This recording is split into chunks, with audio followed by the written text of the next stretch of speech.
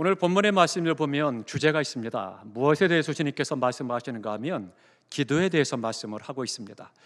근데 그 기도에 대해서 말씀을 하는데 제자들이 오늘날 주님께 건의합니다. 주님, 세례 요한도 제자들에게 기도를 가르쳐 줍니다.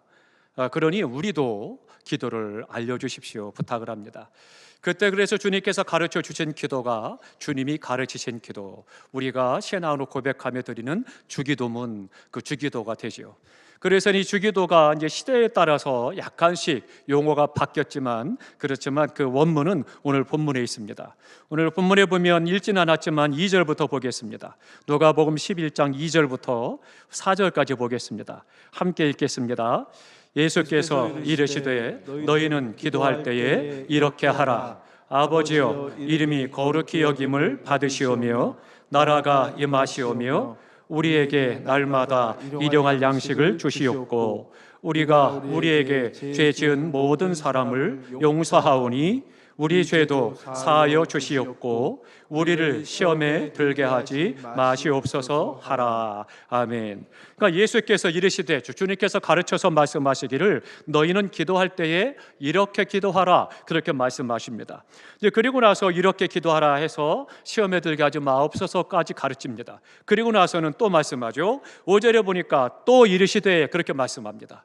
그러니까 기도에 대해서 도와달라, 기도를 가르쳐달라 말씀했더니 주님께서 첫 번째 가르치신 기도가 주님이 가르친 기도, 주기도죠. 그리고 나서 이제 5절 본문에 보니까 또 이르시되, 그러면서 이제 비유로 말씀을 하십니다. 이 비유는 어떤 비유예요? 어느 날 친한 친구가 찾아왔어요. 밤 늦은 시간에 한밤중에 찾아왔습니다. 그리고는 그 친구가 찾아와서 떡 3덩이를 달라, 그렇게 이야기를 합니다. 그랬더니 내 집에 친구가 찾아왔는데 먹여줄 것이 없으니, 대접할 것이 없으니 좀 내 친구를 위해서 나에게 먹을 것을 달라 요청을 하죠. 참 황당한 요청을 하고 있죠. 그러니까 지금 요구하는 그 친구의 친구입니다. 그러니까 어쩌면 이 사람하고는 전혀 모르는 일면식도 없는 사람일 수 있는 거죠. 그런데 그 친구를 위해서 와서 지금 다른 친구에게 먹을 것을 달라 요청을 합니다.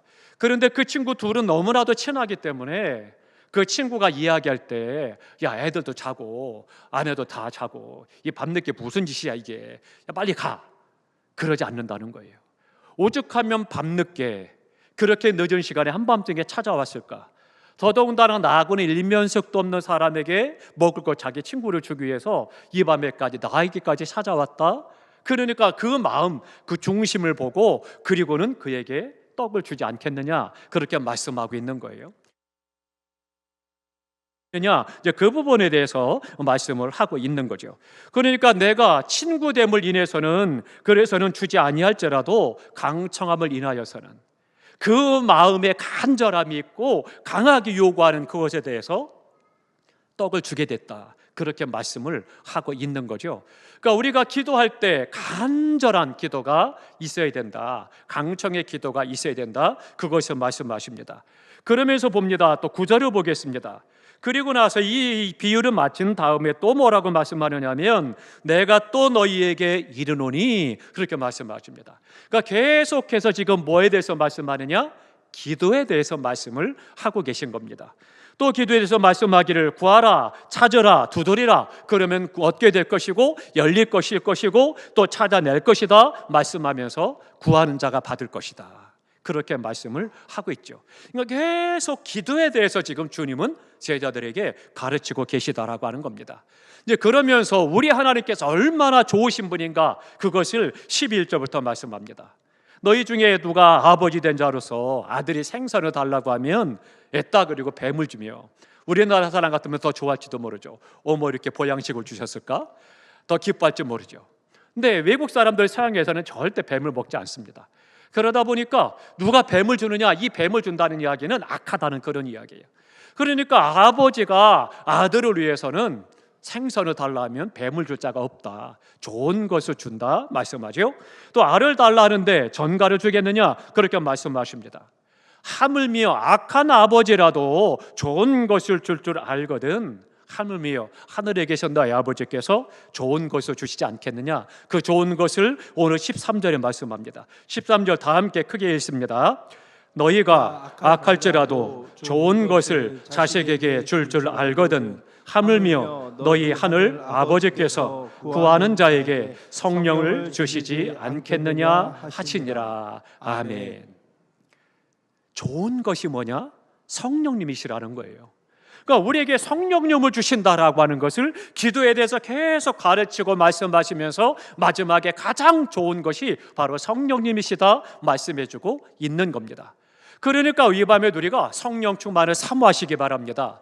성령 충만만큼 좋은 것이 없는 것입니다. 성령은 근본이기 때문입니다. 그럼 성령님은 어떤 분이셨느냐? 천지 만물을 창조하실 때부터 함께 천지 만물을 창조하셨어요. 그래서 뭐라고 말씀하십니까? 말씀으로 천지 만물을 다 창조하신 다음에 사람을 만드실 때는 뭐라고 말씀하세요? 우리의 형상을 따라, 그렇게 말씀하십니다. 다 함께 하십니다. 우리의 형상을 따라. 우리의 형상을 따라라고 하는 우리가 누구냐? 하나님께서 지금 만물을 창조하시는데 우리라고 말씀하신 거예요. 그러니까 삼위의 하나님을 말씀하십니다. 성부 하나님, 성장 하나님, 성령 하나님. 그러니까 성령 하나님, 성령께서도 같이 천지 만물을 창조하실 때 함께 창조하셨다라고 하는 것을 잘 보여주고 있습니다. 그러면 성령께서 계속해서 함께 하나님으로 계시는데 이 성령이 어떻게 역사하시느냐? 이제 그런 부분입니다. 구약 시대는요, 성령을 아무에게나 부어주시지 않았습니다. 하나님의 신, 하나님의 영, 성령께서 누구에게나 그냥 편하게 임하시지 않았다는 거예요. 특별한 사람들에게 성령을 부어주셨습니다. 하나님의 영, 성령이 임하게 되는 것은 하나님 특별한 하나님의 은혜가 있는 사람에게 베푸셨어요. 그럼 그 존재가 누구냐? 가장 보편적으로 말하면 왕과 제사장과 선지자입니다. 그들에게 하나님께서 성령으로 기름 부어주시면 하나님의 영이 임하고 그리고 그들로 하여금 사명을 감당하게 했다라고 하는 거죠. 그러면 그 존재들이 누구냐? 특별한 사람들입니다. 하나님께서 하나님의 일을 하고자 하는 사람들, 하나님의 영광을 위해서 들어쓰시고자 하는 사람들에게 성령을 부어주셨어요. 그러니까 구약시대에 하나님의 백성이었던 이스라엘에게도 아무에게나 성령을 주신 것이 아니고 성령께서 임하신 분들은 하나님께서 특별히 사명을 맡기는 사람들에게 성령을 부어주셨다는 거죠. 그들이 왕과 제사장과 선지자예요. 그래서 그들로 하여금 하나님의 음성을 듣고 하나님의 뜻을 깨닫고 나라를 다스리고 백성을 다스리고 하나님의 사람들로 살아가도록 돕는 일을 행하게 된 거죠. 그러니까 특별한 사람들에게 하나님은 성령을 부어주셨다. 이제 그 부분을 말씀을 합니다. 그러니까 구약 시대에는 누구나 다 믿으면 하나님을 믿는 자에게 부어주신 것이 아니라 특별한 하나님께서 사명을 주신 자들에게 이것을 부어주셨다는 거죠. 그럼 이제 찾아보겠습니다. 사무엘상으로 갑니다. 사무엘상 16장으로 가겠습니다. 사무엘상 16장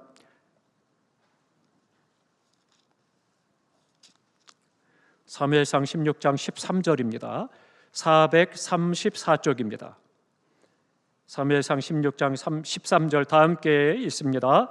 사무엘이 기름 뿔병을 가져다가 그의 형제 중에서 그에게 부었더니 이날 이후로 다윗이 여호와의 영에게 크게 감동되니라. 사울이 떠나 라마로 가니라. 아멘. 하나님께서 이제 이스라엘 2대 왕을 세우시죠. 그래서 이제 이새의 집에 사무엘 선지자를 보냅니다. 선지자를 보내서 이제 그들에게서 그 집 자손 아들들 가운데 내가 왕을 세울 거다 말씀하죠. 그래서 이제 사무엘 선지자가 기름 뿔병을 가지고 몰래 이새의 집에 갔습니다. 그러니까 이 이야기는요, 어떻게 보면 반란과 마찬가지예요. 지금 떡하니 사울 왕이 있단 말이에요. 사울 왕이 죽은 게 아니에요. 폐위된 게 아닙니다. 살아서 나라를 다스리고 있어요. 그런 상태에서 사무엘 선지자가 왕을 세우러 간다 그러면 이거는 반역이 되는 거예요. 심각한 죄가 되는 거죠. 근데 하나님께서는 그에게 가라고 말씀하십니다. 그래서 사람들 모르게 조용한 가운데 은밀히 이 이새의 집에 찾아갑니다. 그래서 이제 아들들을 다 앞세우게 됩니다. 그래서 첫째 아들이 지나가는데 정말 잘생기고 기골이 장대하고 멋지고 누가 봐도 왕감이다, 그런 존재였습니다. 지나가니 확 사무엘이 홀딱 반하는 거예요. 야, 이 사람이면 왕감이야. 그랬더니 하나님께서 뭐라 그래요? 아니야 라고 말씀하십니다. 그래요? 둘째, 셋째 다 지나갑니다. 다 사무엘이 볼 때 너무너무 좋은 거예요. 아들들이 다 잘난 거죠. 그런데 그 아들들 7째까지 지나가는 동안 하나님께서는 다 아니라고 말씀하시는 거예요. 그런데 아버지조차 인정하지 않았고, 지금 뭐 어떤 일이 있든지 간에 내게 주신 일, 그 사명을 감당하기 위해서 양을 치러 들어나가 있는 막내 다윗이 있었죠. 그래서 이제 다윗을 다스릴 아들을 불러오라고 합니다. 그래서 밖에 나가 있는 아들, 비록 씻지도 못하고 준비시키지도 못했던 그 막내를 불러서 오지요. 그래서 왔는데 성경에 보니까 이 다윗이 동안이었더라, 얼굴이 붉고 아름다웠다, 그렇게 말씀하고 있습니다. 근데 그 다윗을 보니까 하나님께서 말씀하셔요. 야, 그에게 기름 부으라. 그래서 사무엘 선지자가 기름 불병을 지금 다윗에게 부었어요. 그랬더니 중요한 것은 13절의 말씀이 그거예요. 하나님께서 기름 부으라 해서 기름 부었더니 그에게 하나님의 영이 충만히 임했다, 그렇게 말씀하고 있는 거죠. 그러니까 나라를 다스리도록 하기 위해서 왕으로 세우기 위해서 하나님께서는 그에게 하나님의 영, 성령을 부으셨다, 그것을 말씀해 주고 있는 겁니다. 그러니까 성령이 충만해야 될 이유는 바로 거기 있는 거죠. 그가 왕으로 세움받도록 그렇게 하나님께서 역사하신 겁니다. 그런 식으로 하나님께서 구약시대는요, 아무에게나 성령을 주신 것이 아니라 하나님의 일을 맡길 사람들, 특별한 사람들에게 하나님은 성령을 부어주셔서 그로 하여금 사명을 감당하게 하셨습니다. 그러면 이제 신약 시대에 와서 보면 그 예수님께서 이 땅에 오셨을 때 우리의 죄와 질고를 지고 십자가에 못 박혀 돌아가셨어요. 그랬더니 어떻게 돼요? 하늘이 흐려지고 검어지고 어둠이 몰려오고 성전에선 휘장이 위에 사례로 찢어지고 갈라졌더라, 그렇게 말씀하십니다. 그래서 누구든지 하나님 앞에 담대히 나아갈 은혜를 얻었습니다. 왜요? 예수 그리스도의 십자가의 피로 말미암아 모든 죄가 사해졌기 때문에 누구든지 하나님 앞에 담대히 나아가서 하나님의 은혜를 받을 수가 있고 하나님의 도우심을 받을 수 있고 하나님께 영광 드릴 수가 있게 됐다라고 하는 거죠. 그래서 주님이 십자가에 못 박혀 돌아가실 때까지 뭘 말씀하셨느냐? 순간순간 말씀하신 것이 있습니다. 뭘 말씀하시냐면 내가 죽을 거다, 내가 죽으면 너희에게 유익하다. 제자들이 이해를 못하는 거예요. 내가 너희를 떠나면 너희에게 보혜사 성령을 보낼 터인데 보혜사 성령이면 너희에게 더 유익하다, 그렇게 말씀하고 있습니다. 함께 찾아보겠습니다. 요한복음 16장으로 갑니다. 요한복음 16장입니다.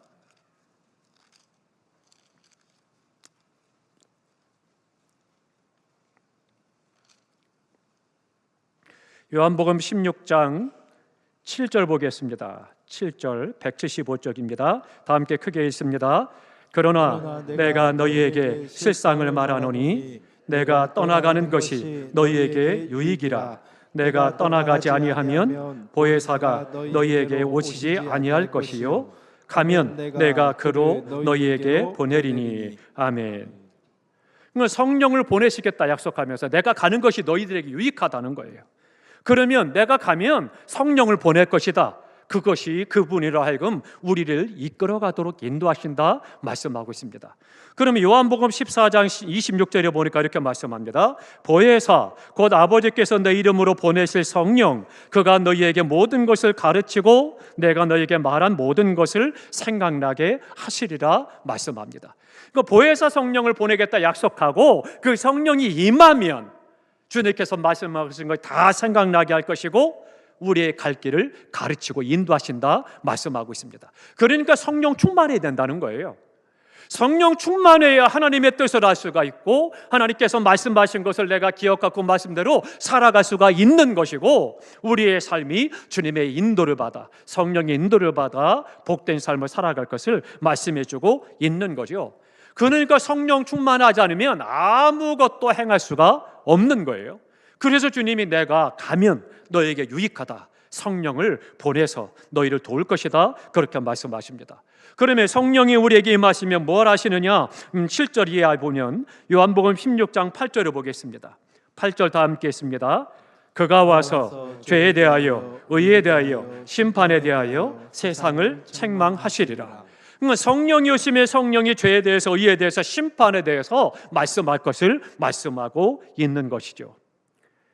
진리의 성령이 오시면 우리에게 모든 진리 가운데로 인도하실 것이다. 그것을 말씀하면서 하나님께 영광을 돌리게 하시겠다. 그렇게 13절, 14절에 계속해서 말씀합니다. 그러면 주님의 말씀하신 것이 이루어졌느냐? 한번 보겠습니다. 사도행전으로 갑니다. 사도행전 2장입니다. 사도행전 2장 8절을 보겠습니다. 4절 먼저 보겠습니다. 4절은 제가 읽어드리겠습니다.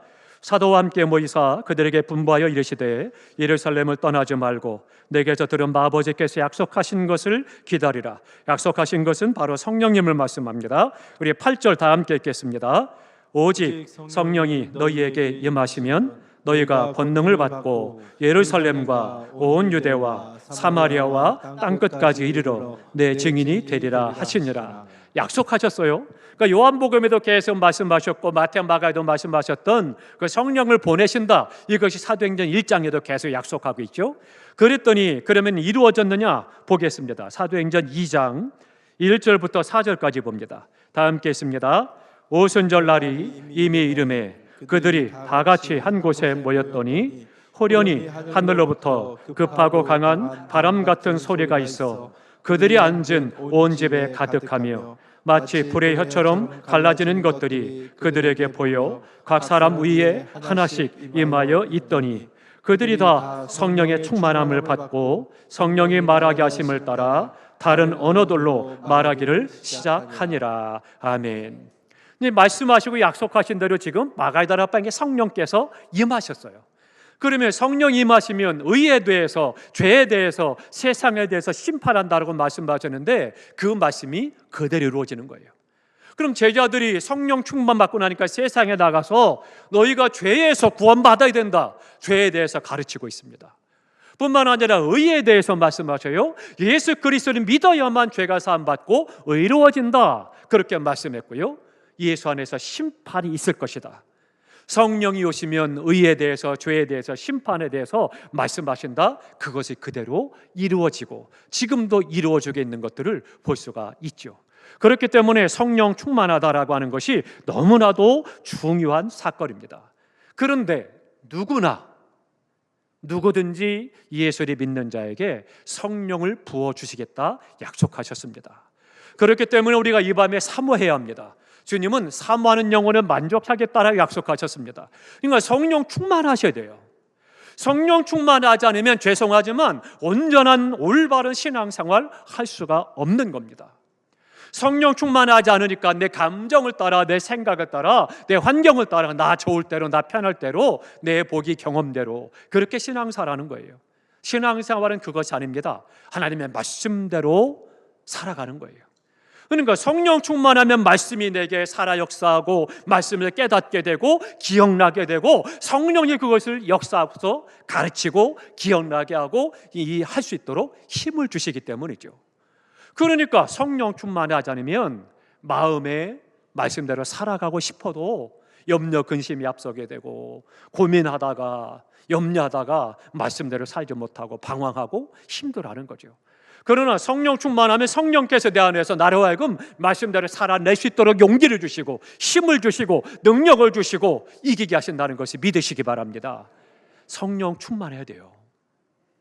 성령 충만해야 성령께서 내 안에서 죄에 대해서 깨닫게 하시고 의에 대해서 알게 하시고 하나님의 심판을 바라보면서 그 아래서 하나님의 백성으로 살아갈 수 있도록 역사하시는 거고, 이 땅을 살아가면서 그러니까 구원이 하늘나라에 있느냐? 그렇지 않습니다.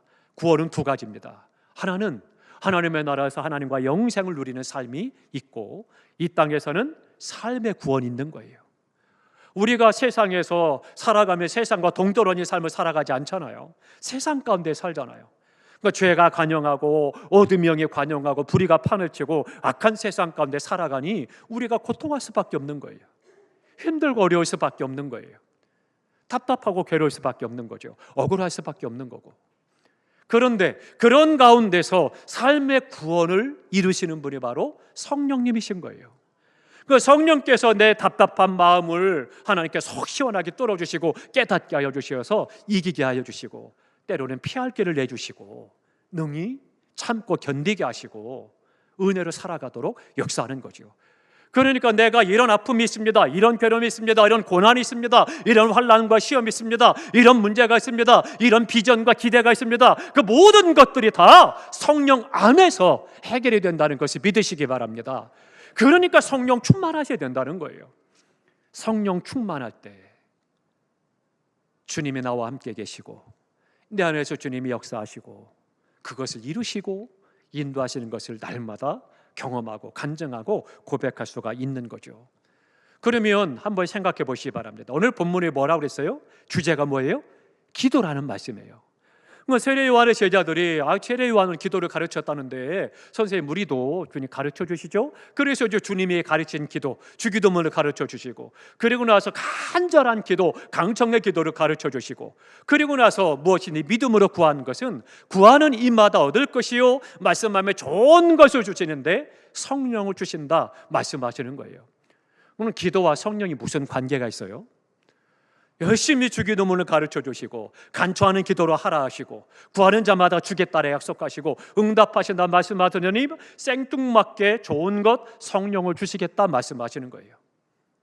왜 그럴까요? 갑자기 난데없이 왜 성령에 대해서 말씀하실까요? 성령께서 우리의 기도를 도우시기 때문입니다.